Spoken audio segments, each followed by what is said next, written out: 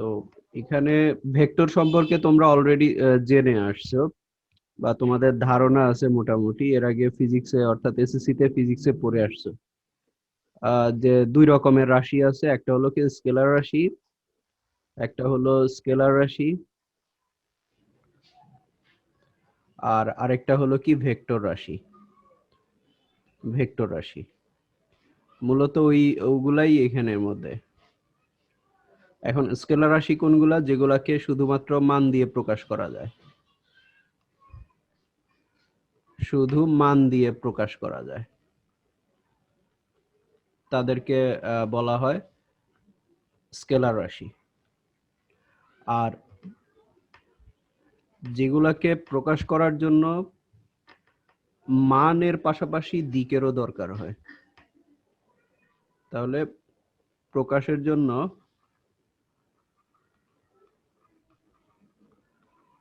মান ও দিক উভয়ের প্রয়োজন হয়।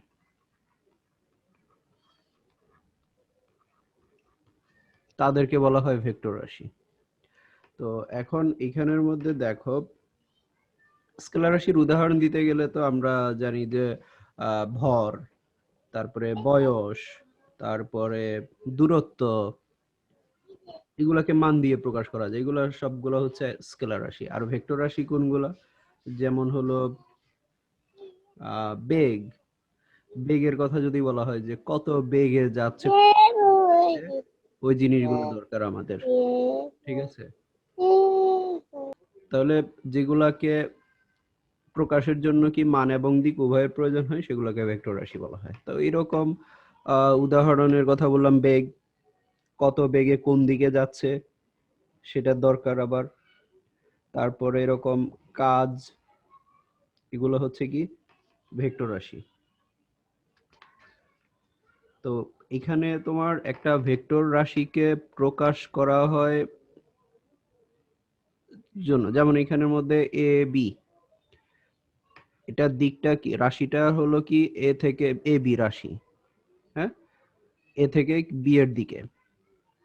তাহলে এটাকে লিখা যদি এ ভেক্টর হয়, তাহলে এটাকে লেখা হয় কি, উপরে ভেক্টরকে প্রকাশ করা হয় কি উপরে তীর চিহ্ন দিয়ে একটা, অথবা তোমার ক্যাপিটাল ভাবে লিখে, অর্থাৎ বোল্ড করে লিখে এভাবেও প্রকাশ করা হয়, অথবা এর নিচে দাগ দিয়ে।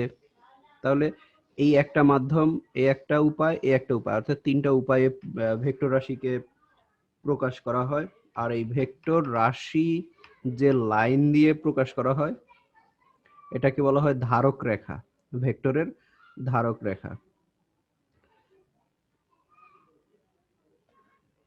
আর মান বলতে বোঝানো হচ্ছে যে ভেক্টরের মান যদি বলা হয়, মান মান হলো এই ভেক্টরের আদি বিন্দু, এটাকে বলা হয় আদি বিন্দু, এটা হলো প্রান্ত বিন্দু, অর্থাৎ স্টার্টিং পয়েন্ট, এন্ডিং পয়েন্ট। এই আদি বিন্দু থেকে প্রান্ত বিন্দু পর্যন্ত যে দৈর্ঘ্যটা, দূরত্বটা, এটা হলো ওই ভেক্টরের মান।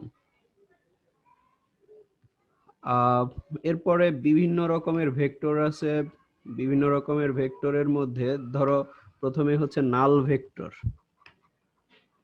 নাল ভেক্টর বা শূন্য ভেক্টর, হ্যাঁ, নাল ভেক্টর বা শূন্য ভেক্টর। এখন শূন্য ভেক্টরটা কি? শূন্য ভেক্টর হলো যে ভেক্টরের মান শূন্য, যে ভেক্টরের মান শূন্য তাকে শূন্য ভেক্টর বলে। এখন এই ধরনের ভেক্টরের ক্ষেত্রে কোনো দিক নাই, মানই তো শূন্য, তার মানে একটা ডটের মতো বুঝাবে। অর্থাৎ যদি একটু হয় তাহলে তো মান আছে এরকম, তার মানে এরকমও না, জাস্ট একটা ডটের মতো। অর্থাৎ এটার কোনো মান নাই, মান শূন্য, আর এটার কোনো দিকও নাই, অর্থাৎ প্রকাশ করার জন্য কোনো দিক নাই। তাহলে এই ধরনের ভেক্টরগুলোকে বলা হয় শূন্য ভেক্টর। এই যেমন শূন্য ভেক্টরের ক্ষেত্রে আরেকটা উদাহরণ দেওয়া যায়। আমরা এই যে একটু আগে বললাম কি যে এ থেকে বি, তাহলে এটাকে প্রকাশ করা হয় কি দিয়ে? এবি ভেক্টর দিয়ে, বা যদি অন্য কোনো ইউ দিয়ে প্রকাশ করো সেক্ষেত্রে ইউর উপর একটা তীর চিহ্ন হবে, A B vector equals to U vector আমরা বলতে পারি। হ্যাঁ, তাহলে এ একটা বিন্দু, বি আর একটা বিন্দু, আদি বিন্দু প্রান্ত বিন্দু। এখন এই নাল ভেক্টরের ক্ষেত্রে কি হবে, আদি বিন্দু আর প্রান্ত বিন্দু কি হবে, একই বিন্দু হয়ে যাবে। তাহলে আমরা আরেকটা ব্যাপার বলতে পারি এখানে কি, আদি বিন্দু ও প্রান্ত বিন্দু একই।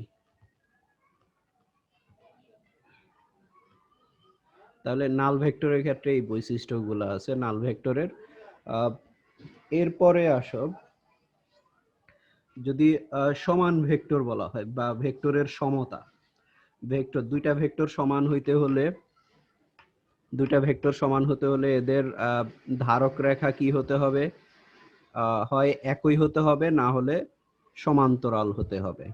দুটো ভেক্টরের ধারক রেখা হয় একই হতে হবে, একই রেখার উপরে হতে হবে, অথবা সমান্তরাল হতে হবে। তারপরে হচ্ছে দিক একই হতে হবে।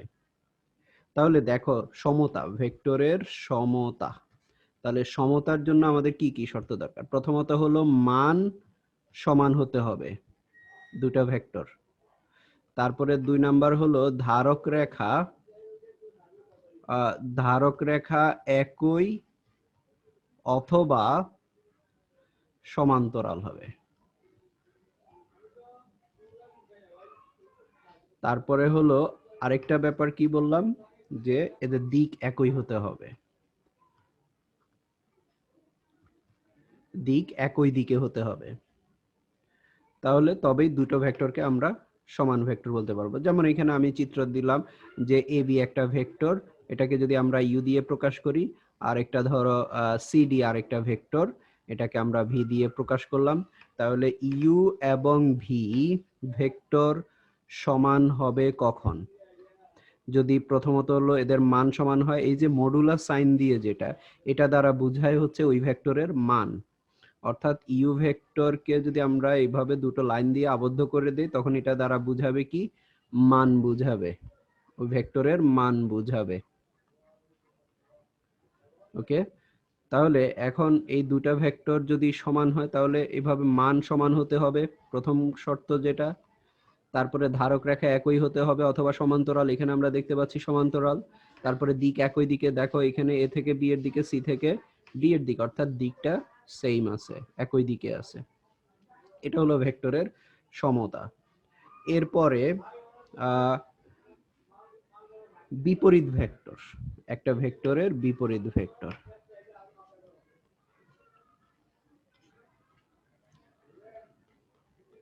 বিপরীত ভেক্টর, এখন বিপরীত ভেক্টর কি, বিপরীত দুটা ভেক্টর, একটা ভেক্টর যদি ইউ হয় আর একটা ভেক্টর ভি, তাহলে দুটো ভেক্টরকে বিপরীত ভেক্টর বলবো, একটাকে আরেকটার বিপরীত ভেক্টর বলবো যদি, যদি এদের মান সমান হয়।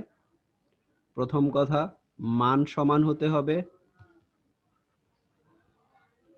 তারপরে 2 নাম্বার হলো ধারক রেখা একই হবে, অথবা একই অথবা সমান্তরাল হবে, সমান্তরাল হতে হবে। তারপরে 3 নাম্বার গিয়ে হচ্ছে কি, দিক হবে বিপরীত, দিক বিপরীত। অর্থাৎ একটার দিক যদি এখানে আমরা যদি এখানে বুঝাই এ বি, আরেকটা যদি এ বি বুঝাই, তাহলে একটার দিক হলো এ থেকে বি এর দিকে, আরেকটার দিক হলো বি থেকে এ এর দিকে। তাহলে কি দুটা ভেক্টরকে একটাকে আরেকটার বিপরীত ভেক্টর বলবো কখন? যদি তাদের মান সমান হয়, তাদের ধারক রেখা একই হবে অথবা সমান্তরাল হলে, এবং তাদের দিক ভিন্ন হলে, বিপরীত দিকে হলে। অর্থাৎ তাহলে সেই ক্ষেত্রে আমরা কি বলবো, ইউ ভেক্টরকে আমরা ভি এর বিপরীত ভেক্টর বলবো, অথবা ভি কে আমরা ইউ এর বিপরীত ভেক্টর বলবো। তাহলে ভি, এখন দেখো দিকের ব্যাপারটা এখানে তখন মাইনাস হবে, তাহলে দুইটা সমান হবে। তাহলে একটা ভেক্টরকে যখন আবার আমরা মাইনাস দিয়ে গুণ করব, তখন তার দিক চেঞ্জ হয়ে যাবে। অর্থাৎ ইউ ভেক্টর যদি এ থেকে বি এর দিকে হয়, হ্যাঁ, ইউ ভেক্টর যদি এ থেকে বি এর দিকে হয় তাহলে এটাকে মাইনাস দিয়ে গুণ করলে অর্থাৎ মাইনাস ইউ ভেক্টরটা হবে কি বি থেকে এ এর দিকে, বি থেকে এ এর দিকে হবে। বুঝতে পারছো তোমরা? এটা হলো বিপরীত ভেক্টর। তার মানে কি, কোনো ভেক্টরকে যদি আমরা মাইনাস দিয়ে গুণ করি তাহলে সেই ক্ষেত্রে কি হবে, সেই ক্ষেত্রে ওই ভেক্টরের দিক চেঞ্জ হয়ে যাবে। তাহলে এখানে আমরা বিপরীত ভেক্টর সম্পর্কে জানলাম। আবার কি জানলাম, যে এই জিনিসটা আমাদের জন্য খুবই ইম্পর্টেন্ট, যে একটা ভেক্টরকে যখন আমরা মান দিয়ে মাইনাস দিয়ে যখন গুণ করব, একটা ভেক্টরকে মাইনাস দিয়ে যখন গুণ করব তখন তার দিক চেঞ্জ হয়ে যাবে। হ্যাঁ, তখন তার দিকটা চেঞ্জ হয়ে যাবে। ঠিক আছে, এরপরে আসো আমরা আরেকটা ভেক্টর সম্পর্কে জানবো, সেটা হচ্ছে একক ভেক্টর। খুবই ইম্পর্টেন্ট একটা ভেক্টর, একক ভেক্টর। একক ভেক্টরটা কি, কোনো ভেক্টরকে যদি তার মান দিয়ে ভাগ করা হয়, অর্থাৎ সোজা কথা হলো এখানে কোনো ভেক্টরের মান যদি একক হয়, কোনো ভেক্টরের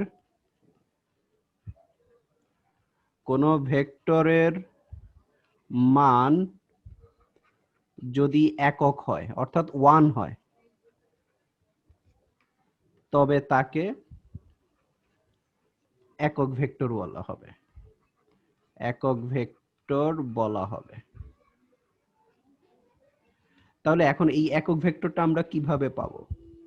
একক ভেক্টরটা পাওয়া যাবে হচ্ছে কোনো ভেক্টরকে, একটা ভেক্টর যদি তোমাকে দেওয়া হয়, এই ভেক্টরের মান দিয়ে যখন আমরা ভাগ করব, তাহলে এটার মান দিয়ে কি মান কিভাবে বুঝাবে, এইভাবে। হ্যাঁ, একটু আগে বললাম। তাহলে এই যে ভেক্টরটাকে আমরা কি করলাম, ভেক্টরটাকে এই একটা ভেক্টর, এই ভেক্টরকে এই ভেক্টরের মান দিয়ে ভাগ করলাম, ভাগ করলে আমরা যেটা পাবো সেটা হচ্ছে একক ভেক্টর।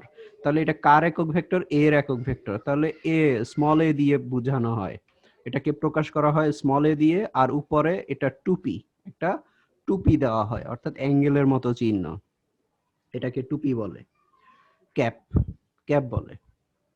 তাহলে এখানে দেখো, কোন টার্মের উপরে যদি আমরা বি এর উপরে একটা এরকম টুপি দেখব, তখন আমরা এটা বুঝে নিব যে এটা হলো একটা একক ভেক্টর। তাহলে যে কোনো ভেক্টরের যদি তোমাকে একক ভেক্টর বের করতে বলা হয়, তাহলে আমরা কিভাবে বের করব? ওই ভেক্টরকে ওই ভেক্টরের মান দিয়ে ভাগ করব। এখন মানটা আমরা কিভাবে পাবো সেটা সম্পর্কে আমরা জানবো একটু পরে। হ্যাঁ, একটা ভেক্টরের কিভাবে মান বের করতে হয়। তারপরে এরপরে আসো ভেক্টরের যোগ বিয়োগ সম্পর্কে। ভেক্টরের যোগ কিভাবে করতে হয়? ভেক্টরের যোগ করার জন্য দুইটা সূত্র মূলত ব্যবহার করা হয়, একটা হলো ত্রিভুজ সূত্র, আরেকটা হলো সামান্তরিক সূত্র। ভেক্টর যোগের, ভেক্টরের যোগ,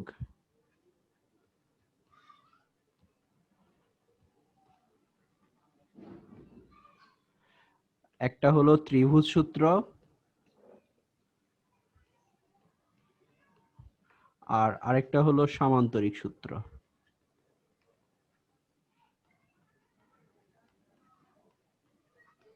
এই দুটা সূত্র দিয়ে ভেক্টরের যোগ করা হয়। দুটা সূত্রই ইম্পর্টেন্ট সূত্র।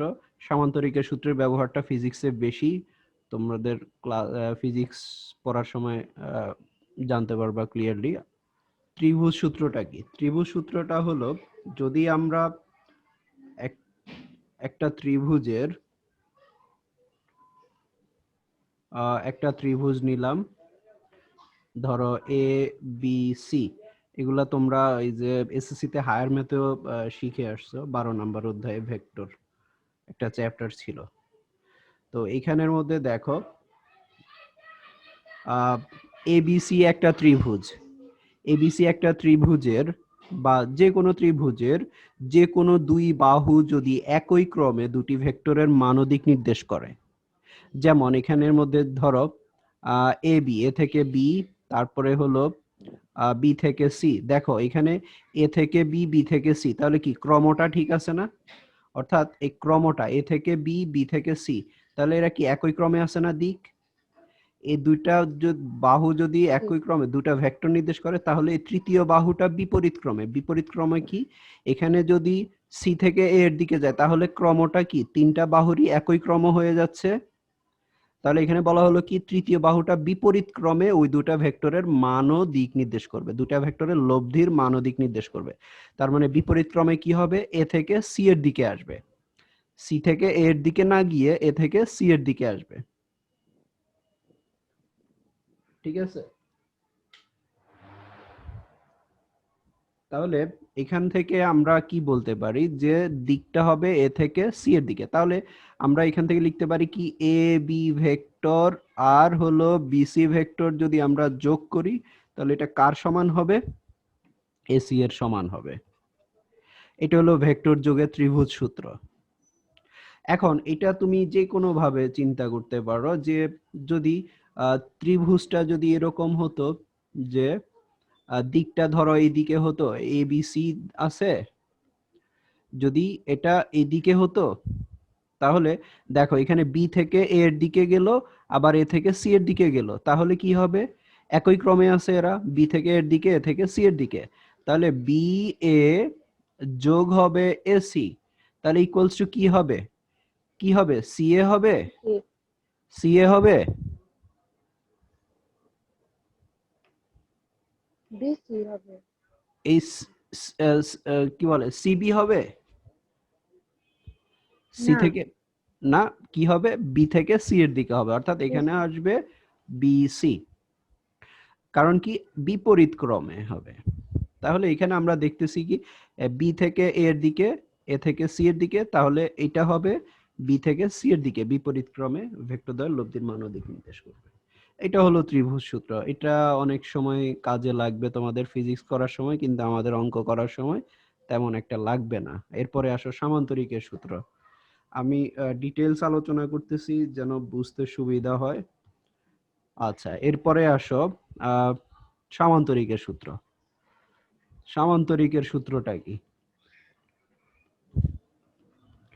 সামান্তরিকের সূত্রটা হলো যদি দুইটা ভেক্টর, আমরা যদি একটা সামান্তরিক আঁকি, হ্যাঁ, যদি দুইটা সন্নিহিত বাহু মানে পাশাপাশি দুটা বাহু যদি দুইটা ভেক্টর নির্দেশ করে, যেমন এটা একটা বাহু, এটা আরেকটা বাহু, যদি দুইটা ভেক্টর নির্দেশ করে, ধরো ও এ, এটা ধরো বি, এটা সি, তাহলে ও এটা একটা ভেক্টর নির্দেশ করলো, ও বিটা আরেকটা ভেক্টর নির্দেশ করলো, ও এ হচ্ছে ইউ, হ্যাঁ, O A vector equals to U, আর O B vector equals to হলো ভি ভেক্টর যদি নির্দেশ করে, তাহলে এই দুইটার ছেদবিন্দু অর্থাৎ পাদবিন্দু কি একই বিন্দুতে অবস্থিত না? ওই বিন্দু দিয়ে যদি আমরা সামান্তরিকের কর্ণ টানি, তাহলে এই বিন্দু দিয়ে যদি আমরা সামান্তরিকের কর্ণ টানি, তাহলে এই কর্ণটা হচ্ছে এই দুইটা ভেক্টরের লব্ধির মান ও দিক নির্দেশ করবে। লব্ধি বলতে এখানে দুইটা ভেক্টরের যোগফল বোঝাবে, বীজগাণিতিক যোগফল।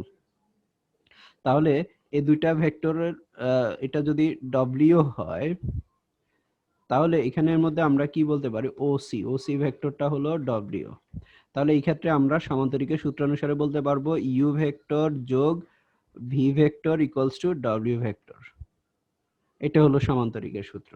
এখন যদি তোমার এখানে আমি ও বিন্দুর সাপেক্ষে বললাম, এখন যদি এরকম হতো যে আচ্ছা এখানেই আমি দেখাই, যদি এরকম হতো যে ও বিন্দু, ও বিন্দুর সাপেক্ষে, তাহলে এটা একটা ভেক্টর নির্দেশ করে, এটা একটা ভেক্টর নির্দেশ করে, হ্যাঁ, দুটা সন্নিহিত বাহু যদি দুটা ভেক্টর নির্দেশ করে, তাহলে এই যে দুটোর ছেদবিন্দুগামী যে কর্ণটা হবে, তাহলে কর্ণ হবে এইটা। তাহলে এই লাল কালারের কর্ণটা এটা হবে এই দুটা ভেক্টরের লব্ধির মান ও দিক নির্দেশ করবে।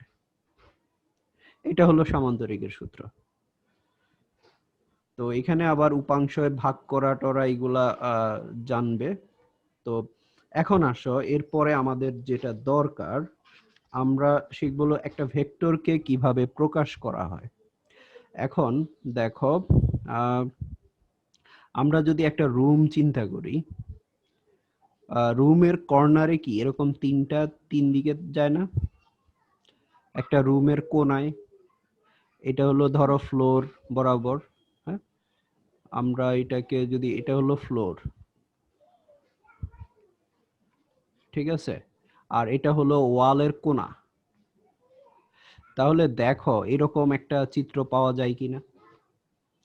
এই যে আমরা জেনে আসছি এর আগে যে আমরা একটা বিন্দু বসালে আমরা এক্স অক্ষ, এক্স ও এক্স প্রাইম, ওয়াই ও ওয়াই প্রাইম হিসাব করতাম, দুটা অক্ষর কথা চিন্তা করতাম। কিন্তু এখন আমাদের হিসাব করতে হবে তিনটা অক্ষ, অর্থাৎ ত্রিমাত্রিক ব্যবস্থার কথা চিন্তা করলে তাহলে সেক্ষেত্রে আমরা চিন্তা করতে পারি যে একটা রুমের কথা চিন্তা করতে পারি। রুমের কর্নার বরাবরের এখানের মধ্যে দেখো এই অক্ষটা, এটা যদি আমরা এক্স ধরি, এটা হলো কর্নারের বিন্দু হলো ও, আর এটা যদি হয় ওয়াই, তারপরে এটা হবে জেড। তাহলে এই যে তিন দিকে তিনটা অক্ষ গেল, তিনটা হলো, একটা হলো এক্স, আরেকটা হলো ওয়াই, আরেকটা হলো জেড। তাহলে এই যে রুমের মধ্যে রুমের অবস্থান, এখানের মধ্যে যদি কোণায় এই জায়গাটা, এটা হলো ভাসমান অবস্থায়, অর্থাৎ এটা তোমাদেরকে বুঝাবো কিভাবে। এই বিন্দুটা ধরো এই যে কর্নার থেকে একটু সামনের দিকে, হ্যাঁ, এই বিন্দুটা, যে বিন্দুটা দেখতে পাচ্ছ, এটাকে যদি আমরা পি দিয়ে নির্দেশ করি, পি, এটা কিন্তু এই যে এক্স ওয়াই তলের মধ্যে না, এক্স ওয়াই তলের মধ্যে না, এটা হলো একটু সামনে। হ্যাঁ, এই যে পি বিন্দু, এই পি বিন্দু আর এই পি বিন্দুটা এক্স অক্ষ থেকে কত দূরে, ওয়াই অক্ষ থেকে কত দূরে, এই জেড অক্ষ থেকে কত দূরে, জেড অক্ষ থেকে কত দূরে, সেটার অবস্থান যদি আমরা এখানে ধরো 2 একক 2 একক 2 একক বলি, যে এক্স অক্ষ থেকে 2 একক দূরে, ওয়াই অক্ষ থেকে 2 একক দূরে, জেড অক্ষ থেকে 2 একক দূরে, তাহলে এই পি বিন্দু আর ও বিন্দু যদি আমরা যোগ করি, যে রেখাটা পাবো, এই রেখাটা হলো একটা ভেক্টর নির্দেশ করবে, সেটা হলো ওপি ভেক্টর, অর্থাৎ ওপি ভেক্টর। তাহলে ওপি ভেক্টরের অবস্থানটা আমরা কিভাবে বুঝাবো? আমরা এখানে পেলাম কি, পি বিন্দুর অবস্থান হলো কোথায়, 2 2 2। হ্যাঁ, এক্স অক্ষ থেকে 2 একক দূরে, ওয়াই অক্ষ থেকে 2 একক দূরে, জেড অক্ষ থেকে 2 একক দূরে। তাহলে এই যে এখন এই যে 2 আছে, আচ্ছা, এই যে 2 আছে, এই 2 এককটা কার দিকে? এক্স অক্ষের দিকে। তো এক্স অক্ষের দিকে বোঝানোর জন্য এখানে একটা একক ভেক্টর ইউজ করা হয় আই, ওয়াই অক্ষের দিকে বোঝানোর জন্য একটা একক ভেক্টর ইউজ করা হয় জে, আর জেড অক্ষের দিকে একটা একক ভেক্টর ইউজ করা হয় কে। তাহলে দেখো আমরা আই দিয়ে বুঝবো কি এক্স অক্ষের দিকে, জে দিয়ে বুঝবো কি ওয়াই অক্ষের দিকে, কে দিয়ে বুঝবো হলো জেড অক্ষের দিকে। তাহলে এই যে ওপির অবস্থানটা কোথায় হবে? 2i যোগ হচ্ছে 2j, মানে টোয়াইস জে প্লাস টোয়াইস কে। তাহলে দেখো এখানে আমরা ইজিলি এখন বুঝে যাচ্ছি যে এখানে 2i মানে কি, ওই যে পি বিন্দুটা, মূল বিন্দু থেকে যে বিন্দু পি বিন্দুর দূরে, পি বিন্দুটা হলো, হ্যাঁ, পি বিন্দুটা হলো কি এক্স অক্ষ থেকে 2 একক দূরে, ওয়াই অক্ষ থেকে 2 একক দূরে, জেড অক্ষ থেকে 3 একক দূরে, 2 একক দূরে। এখন যদি এরকম হতো যে তোমাকে বলা হলো যে OP equals to, OP equals to twice I minus 5j plus thrice K, তাহলে এটা দ্বারা আমরা কি বুঝবো? দেখো এখানে এই মূল বিন্দু থেকে আমরা যদি আগের চিত্রটার দিকে একটু খেয়াল করি, আমরা এই যে মূল বিন্দু হলো এটা, হ্যাঁ, মূল বিন্দু হলো ও বিন্দু, মূল বিন্দু হলো ও বিন্দু, এই মূল বিন্দু থেকে আমরা যখন ডান দিকে গেলাম তখন এটা কিন্তু পজিটিভ এক্স অক্ষ, মূল বিন্দু তখন উপর দিকে গেলাম তখন এটা হলো পজিটিভ ওয়াই অক্ষ, আর এদিকে হলো পজিটিভ জেড অক্ষ। কিন্তু এই মূল বিন্দু থেকে যখন আমরা এইদিকে সোজা যাব তখন সেটা হয়ে যাচ্ছে নেগেটিভ। হ্যাঁ, আবার মূল বিন্দু থেকে যখন নিচের দিকে যাব তখন সেটা হচ্ছে নেগেটিভ ওয়াই অক্ষ, আবার এদিকে যখন যাব তখন হচ্ছে নেগেটিভ জেড অক্ষ। হ্যাঁ, তার মানে এখানে আমরা কি দেখতেছি যে আই, 2i আই, আর এদিকে হলো কি -5j, আর হলো থ্রাইস কে। হ্যাঁ, তাহলে টোয়াইস আই তার মানে এক্স অক্ষের ধনাত্মক দিকে 2 একক যাব, আর ওয়াই অক্ষের ঋণাত্মক দিকে 5 একক যাব, আর জেড অক্ষের ধনাত্মক দিকে আমরা 3 একক গেলে আমরা অবস্থানটা যেখানে পাবো, অর্থাৎ বিন্দুটা যেখানে পাবো সেটাই হচ্ছে কি আমাদের এই পি বিন্দুর অবস্থান। বুঝে গেছে? এটাই হলো আমাদের পি বিন্দুর অবস্থান। তাহলে দেখো একটা ভেক্টরকে ইন জেনারেল অর্থাৎ সাধারণভাবে বোঝানোর জন্য, ধরো যদি এ একটা ভেক্টর হয়, এই ভেক্টরটাকে সাধারণভাবে বোঝানোর জন্য ইউজ করা হয় কি এ এক্স আই, এটা দ্বারা বোঝাই কি এক্স অক্ষ বরাবর এক্স একক প্লাস এ ওয়াই জে, তারপরে হলো প্লাস এ জেড কে। এটা হলো একটা ভেক্টরকে প্রকাশ করার সাধারণ রূপ, অর্থাৎ একটা ভেক্টরকে সাধারণভাবে এভাবে প্রকাশ করা হয়। এখানের মধ্যে এ এক্স এর মান যে কোনো সংখ্যা হতে পারে, তারপরে এ ওয়াই এর মান যে কোনো সংখ্যা হতে পারে, এ জেড এর মান যে কোনো সংখ্যা হতে পারে। এটা কি ক্লিয়ার সবাই? এখানে তোমাদেরকে অবস্থান ভেক্টরটা বুঝাই ফেললাম কি রকম, যে মূল বিন্দুর সাপেক্ষে কোন বিন্দুর অবস্থান, মূল বিন্দুর সাপেক্ষে মূল বিন্দুটা হলো ও, এটা হলো ভেক্টর মূল বিন্দু।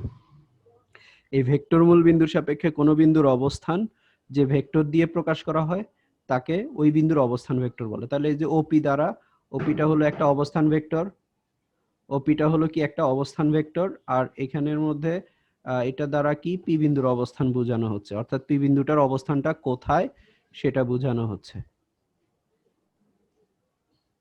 ঠিক আছে? তাহলে একটা ভেক্টরকে কিভাবে প্রকাশ করা হয় সেটা আমরা জানলাম। এখন যদি তোমাকে বলা হয় এ একটা vector twice I plus thrice J minus 5k, ঠিক আছে, তাহলে এটা দ্বারা আমরা কিভাবে, এটা দ্বারা কি বোঝায় সেটা আমরা বুঝতে পারবো।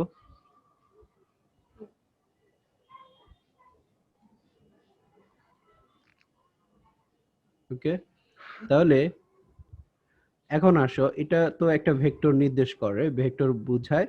এখন এই ভেক্টরের মান আমরা কিভাবে বের করব? আমরা এর আগে বললাম যে একটা ভেক্টরের মানকে কি দিয়ে প্রকাশ করা হয়, মডুলাস সাইন দিয়ে এভাবে প্রকাশ করা হয়, অথবা শুধুমাত্র এ দিয়ে প্রকাশ করা হয়। তার মানে কি এ ভেক্টরের মান বোঝানোর জন্য ব্যবহার করা হয় কি এ ভেক্টরের সাথে মডুলাস সাইন, হ্যাঁ, অথবা শুধুমাত্র এ দিয়ে বোঝানো হয়। হ্যাঁ, তাহলে এই ক্ষেত্রে এটার মানটা হচ্ছে কি রুট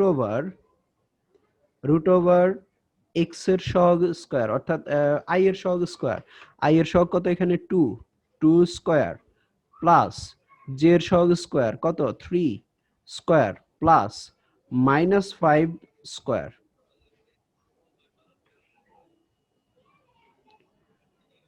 ঠিক আছে, এরপরে ক্যালকুলেশন করলে আমরা যেটা পাবো সেটা হলো ওই ভেক্টরের মান নির্দেশ করবো, অর্থাৎ রুট ওভার, তাহলে এখানে 4 প্লাস 9 প্লাস 25, তাহলে এখানে আমরা পাচ্ছি কত 14 18 8 3 38, অর্থাৎ রুট ওভার 38। তাহলে এই ভেক্টর এ যদি একটা ভেক্টর হয় যেখানে এ ইকুয়ালস টু হচ্ছে twice I plus thrice J minus 5k, তাহলে এই ভেক্টরের মান কত রুট ওভার 38।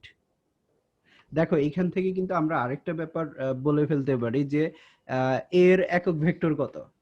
হ্যাঁ, এর একক ভেক্টর, একক ভেক্টর, তাহলে এর একক ভেক্টরকে কি এর উপরে টুপি দিয়ে প্রকাশ করা হবে। হ্যাঁ, তাহলে কি বললাম যে এ ভেক্টরকে এ ভেক্টরের মান দিয়ে ভাগ করলে যেটা পাবো সেটা হচ্ছে এটার একক ভেক্টর। তাহলে সেই ক্ষেত্রে কি দাঁড়াচ্ছে, এ ভেক্টর কত twice I plus thrice J minus 5k। এই যে দেখো আই জে কে এগুলার উপরে কিন্তু সব সময় টুপি ব্যবহার করা হয়, কেন? কারণ এগুলো হচ্ছে একক ভেক্টর, এগুলার মান হচ্ছে 1, এগুলোর মান হচ্ছে 1। তাহলে এখানে নিচে ডিভাইডেড বাই কত রুট ওভার 38, এটাই হলো এর একক ভেক্টর। অর্থাৎ এটাকে আমরা এইভাবে লিখতে পারি 1 রুট ওভার 38 তারপরে twice I plus thrice J minus 5k, এটা এটা হলো এর একক ভেক্টর। ঠিক আছে, এরকম তোমাকে যদি যে কোনো একটা ভেক্টর দেওয়া হয়, সেটার যদি একক ভেক্টর বের করতে বলে তাহলে তোমার কি কি লাগবে? হ্যাঁ, কি কি লাগবে সেক্ষেত্রে? এখানের মধ্যে আমাদের কি করতে হবে, মানটা বের করে নিতে হবে, তারপরে ওই ভেক্টরকে ওই ভেক্টরের মান দিয়ে ভাগ করলে আমরা যেটা পাবো সেটা হচ্ছে কি ওই ভেক্টরের একক ভেক্টর। ওকে, এখন যদি তোমাদেরকে করার জন্য ধরো বল B equals to B vector equals to যদি twice I minus 5j plus K হলে বি এর একক ভেক্টর কত? তাহলে কত হবে বের করে ফেলো তো ঝটপট খাতায়। 3 তো আসবে না, রুট ওভার 30। 30, আচ্ছা আচ্ছা, হ্যাঁ হ্যাঁ হ্যাঁ। তাহলে এখানে 30 বি ইকুয়ালস টু কত, root over 2 square plus minus 5 square plus 1 square, তাহলে ইকুয়ালস টু রুট ওভার কত 4 plus 25 plus 1 equals to root over 30। তাহলে এটা হলো বি এর মান। তাহলে এখন একক ভেক্টর কি আসবে, একক ভেক্টর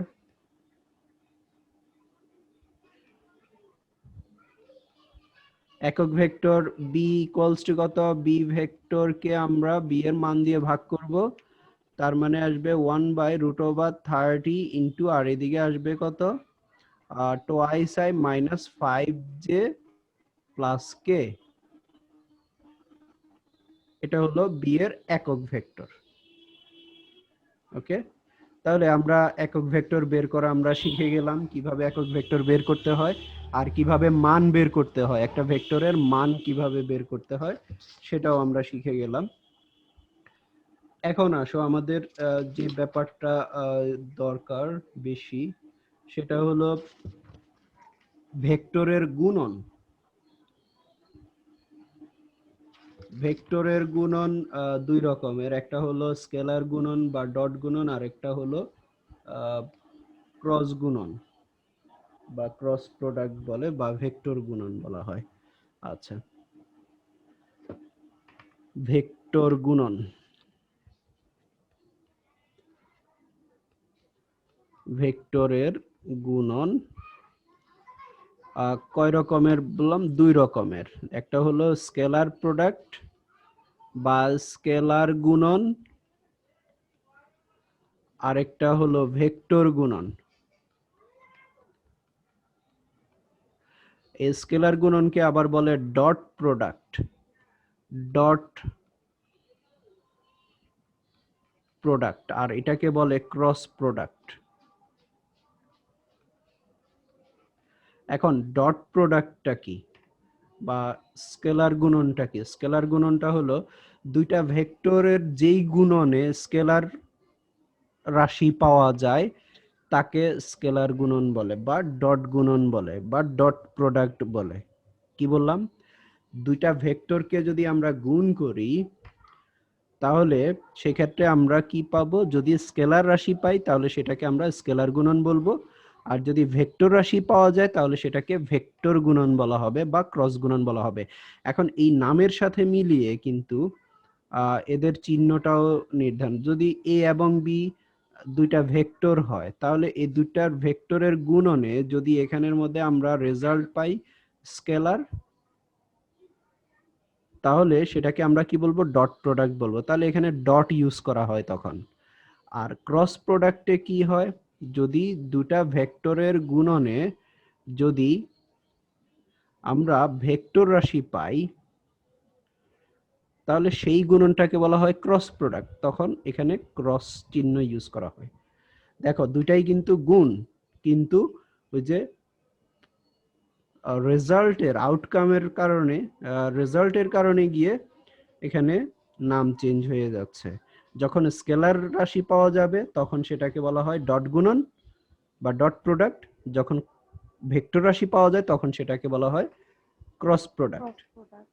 ঠিক আছে, তো এখন আসো এই আমরা আগে ডট গুণন নিয়ে একটু কথা বলি। ডট গুণনটা কি, যদি ডট গুণনে দুটো ভেক্টর, অর্থাৎ যদি দুটো ভেক্টরের কথা বলা হয়, একটা ভেক্টর হলো এ আর একটা ভেক্টর হলো বি, এই দুইটা ভেক্টরকে যদি গুণ করা হয় এবং এদের মধ্যবর্তী কোণ যদি থিটা হয়, দুটো ভেক্টরের অবস্থান যদি কি হয়, এদের মধ্যবর্তী কোণ থিটা কোণে অবস্থান করে, এরা পরস্পরের সাথে থিটা কোণে অবস্থান করে, তাহলে A dot B equals to হলো এ বি কস থিটা। এটা হলো স্কেলার গুণন। তাহলে দেখো এখানে এ দিয়ে কি বোঝায়, এ হলো এ ভেক্টরের মান, এর মান, আর বি দিয়ে কি বোঝাবে, তাহলে বি এর মান, বি ভেক্টরের মান। আমরা কিন্তু অলরেডি শিখে আসছি কিভাবে মান বের করতে হয় এবং এদের মধ্যবর্তী কোণ যদি থিটা হয়। এখন দেখো তোমাকে যদি বলা হয় যে দুটো ভেক্টরের মধ্যবর্তী কোণ নির্ণয় করো, আচ্ছা কোণের দিকে আমি পরে যাই। দুটো ভেক্টর যদি তোমাকে দেওয়া হয় তাহলে সে দুটোর মান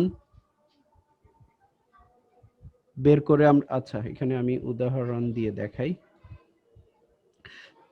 আচ্ছা তাহলে এখানে দেখো আমরা কি পেলাম, স্কেলার প্রোডাক্ট কি, তাহলে এইখানে দেখো এ একটা স্কেলার, এ এর মান, হ্যাঁ এ ভেক্টরের মান, বি হলো বি ভেক্টরের মান, হ্যাঁ তাহলে দুইটাই কি স্কেলার রাশি না? আর কস থিটার মান কি সবসময় কি একটা স্কেলার রাশি পাওয়া যায় না, স্কেলার কোয়ান্টিটি, থিটার মানের বিভিন্ন মানের জন্য একটা মান পাওয়া যায়। তার মানে এই যে মানটার দিকে যদি আমরা তাকাই, এটা কি স্কেলার রাশি না?